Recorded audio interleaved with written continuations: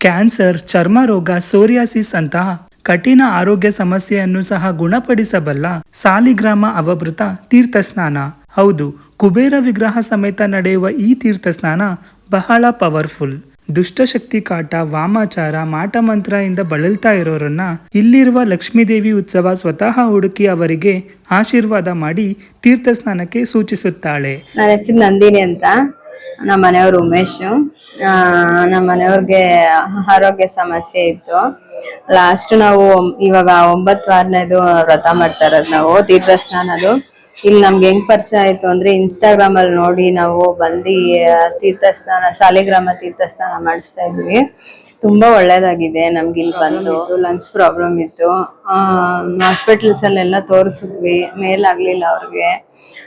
ಆದ್ರೂ ಇವಾಗ ಟ್ಯಾಬ್ಲೆಟ್ಸ್ ಎಲ್ಲ ಕೊಡಿಸ್ತಾ ಇದೀವಿ.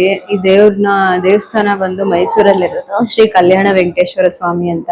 ಇದೇ ಬರುವ ನವೆಂಬರ್ 20ನೇ ತಾರೀಕು ಗುರುವಾರ ಕಾರ್ತಿಕ ಅಮಾವಾಸ್ಯೆ ಪ್ರಯುಕ್ತ ವಿಶೇಷ ಸುದರ್ಶನ ಹೋಮ ಹಾಗೂ ಅಘೋರಾಸ್ತ್ರ ಹೋಮ ನಡೆಯುತ್ತದೆ.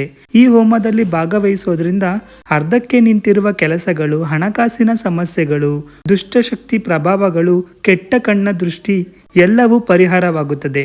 ಈ ದೇವಸ್ಥಾನದ ಅಡ್ರೆಸ್ ಬಂದು ಶ್ರೀ ಕಲ್ಯಾಣ ಲಕ್ಷ್ಮೀ ವೆಂಕಟರಮಣ ದೇವಸ್ಥಾನ, ಡಾಕ್ಟರ್ ರಾಜ್ಕುಮಾರ್ ರಸ್ತೆ, ಕಲ್ಯಾಣಗಿರಿ, ಮೈಸೂರು.